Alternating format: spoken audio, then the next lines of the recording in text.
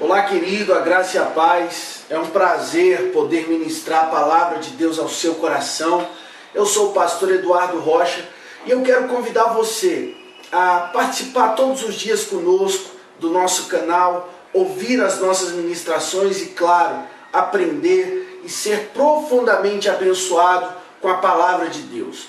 Nós vamos começar hoje um estudo sobre o Espírito Santo. Serão 25 estudos. Todos os dias nós traremos um conceito, uma verdade, para que você aprenda, receba e seja ministrado pelo poder do Espírito Santo. Vamos lá? Eu quero começar com você lendo João capítulo 14, versículo 26. Olha o que diz: Mas aquele Consolador, o Espírito Santo, que o Pai enviará em meu nome, esse vos ensinará todas as coisas e vos fará lembrar de tudo quanto vos tenho dito. Há uma promessa de Deus sobre nós. Que promessa? Jesus disse: eu vou para o Pai, mas vou enviar para vocês o Espírito Santo da promessa. E esse Espírito é o Consolador, o Conselheiro, o Intercessor, o Advogado, o Fortalecedor, o Auxiliador. A Bíblia diz que ele é o Espírito Santo. Agora, uma coisa interessante nessa questão do Espírito Santo é que o Espírito Santo não é para ser simplesmente estudado. Não é simplesmente um estudo sobre o Espírito Santo. Mas o Espírito Santo deve ser vivenciado, experimentado dia após dia. Quando a gente observa o livro de Atos dos Apóstolos, nós percebemos ali também a dinâmica entre as pessoas e o Espírito Santo. Tudo que aqueles homens faziam era inspirado, era motivado pelo Espírito Santo. E o interessante é que muitas vezes nós andamos como se não soubéssemos quem é o Espírito Santo. A vida cristã é uma vida onde essa experiência do Espírito, essa manifestação do Espírito deve ser provocada, vivenciada dia após dia. O Espírito Santo era parte vital da igreja, na dinâmica dos apóstolos, na caminhada, na revelação, na pregação, na conversão de pessoas, nas decisões da igreja. Nada se fazia sem o Espírito Santo. E a pior tragédia que pode acontecer é quando você decide viver uma vida cristã sem o Espírito Santo. Acompanhe comigo essas declarações. Olha o que a Bíblia diz em Atos 5:3. Como você permitiu que Satanás enchesse o seu coração a ponto de mentir ao Espírito Santo? Esse é o famoso texto que os apóstolos confrontam Ananias e Safira. Eles dizem: olha, você não mentiu a homens, você mentiu ao Espírito Santo. Atos 5, versículo 9.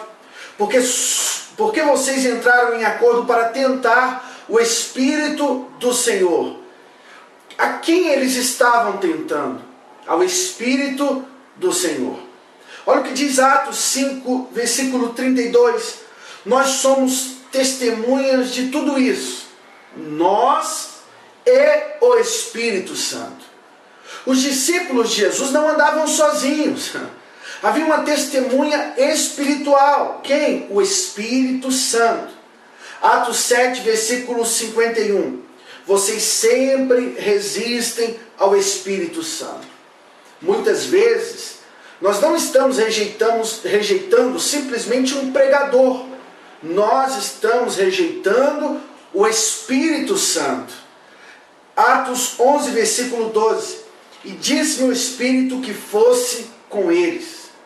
Olha a testificação no coração de um homem. Olha a testificação e o agir do Espírito direcionando. O Espírito disse ao meu Espírito que eu fosse com eles. Atos 11, 28. Um deles, pelo Espírito, predisse que uma grande fome sobreviria. Como é que eles sabiam que haveria um tempo de crise? Pelo Espírito Santo. Atos, capítulo 13, versículo 4. A Bíblia diz que eles foram enviados pelo Espírito Santo. Agora, atente-se para o que diz Atos, capítulo 15, versículo 28. Pareceu bem ao Espírito Santo e a nós. Você entende que eles não faziam nada por conta própria? Eles consultavam a Deus e a resposta vinha a eles através do Espírito Santo. E ele diz, olha, pareceu bem a nós, mas pareceu também bem ao Espírito Santo. Eu devo me perguntar, o que faço parece bem ao Espírito Santo? Essa decisão que vou tomar, aos meus olhos, ela parece ser maravilhosa, mas aos olhos do Senhor, houve a testificação do Espírito Santo. A Bíblia diz, Atos 16:6, tendo sido impelidos pelo Espírito Santo de pregar a palavra na província da Ásia. Quem conduziu? Quem incitou? Quem motivou?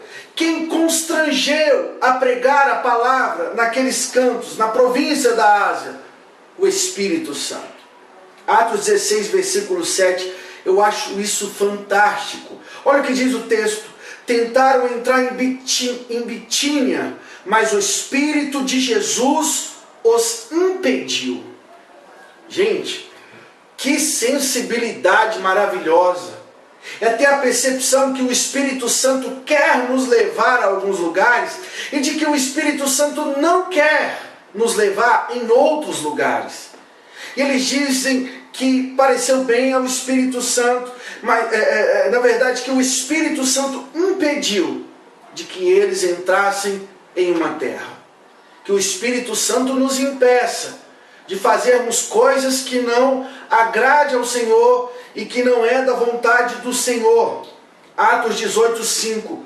Foi Paulo impulsionado no Espírito, testificando. Atos 19:2. Vocês receberam o Espírito Santo quando creram? Atos 19:21. Vocês receberam o Espírito Santo, Paulo decidiu no Espírito ir a Jerusalém, passando pela Macedônia. Decidiu como? No Espírito. Atos 20:23. Em todas as cidades o Espírito Santo me avisa. Atos 20:28. Na nova tradução da linguagem de hoje. Cuidem de vocês mesmos e de todo o rebanho que o Espírito Santo entregou aos seus cuidados. Gente, isso é muito fantástico, porque a igreja era profundamente conduzida pelo Espírito Santo. Não era conduzida pela vontade soberana de um líder, mas era conduzida pelo Espírito. E é trágico quando a gente não consegue ser guiados pelo Espírito Santo. Essa intervenção do Espírito era algo muito comum entre os crentes. Havia uma cultura de buscar, de experimentar, de ter a direção do Espírito Santo para fazer qualquer coisa. E aquilo que era uma cultura para eles, para nós hoje parece ser algo extremamente raro. Deixa eu dizer uma coisa nesse primeiro dia de devocional, conhecendo o Espírito Santo. A primeira coisa é que sem o Espírito Santo, o cristianismo é seco, monótono e mundano. Sabe, o Espírito Santo, ele traz vida, ele traz, ele quebra a aridez, ele deixa a coisa cheia de vida, sabe, a vida cristã cheia de vida. Sem o Espírito Santo, nosso trabalho é esgotador e profundamente cansativo. A obra de Deus, ela deve ser feita no poder do Espírito Santo. Sem isso, logo a gente se cansa. Sem isso, logo nós desanimamos. É por isso que há muitas pessoas que começam algo de forma extraordinária, daqui a pouco estão cansadas. Por que cansa? O profeta diz: aviva, ó Senhor, a tua obra no meio. No meio nós nos cansamos. No meio nós paramos. No meio nós muitas vezes desistimos. No meio muitas vezes nós precisamos de avivamento. E sem o Espírito Santo não existe comunhão com Deus. Aonde está a sua vida cristã? Se você não tem o Espírito Santo, não haverá comunhão com Deus. Se não há o Espírito Santo, não há inspiração, não há revelação, não há vida de oração, não há manifestação de graça, não há revelação das Escrituras. E se você remover o Espírito Santo da igreja, a igreja se torna um clube social. A igreja se torna uma instituição religiosa. Porque a verdade é que não há revelação sem o Espírito Santo. A Bíblia fala que a letra mata, o Espírito vivifica. Às vezes as pessoas olham esse texto e dizem assim: não, eu não posso ter muita palavra, porque senão eu vou morrer. Não é isso que a Bíblia está dizendo. Na verdade, o Espírito vivifica, traz vida a essas palavras que nós lemos. Essa é a questão. Porque sem o Espírito Santo, você vai ser um religioso, você vai conhecer muita coisa, mas isso não vai ser uma revelação para o seu coração, porque o Espírito Santo é quem nos revela as verdades de Deus. Sem o Espírito Santo, não há visão. O Espírito Santo é quem amplifica a sua visão. Pessoas sem o Espírito não têm a visão da dimensão do que fazem, da dimensão da obra de Deus.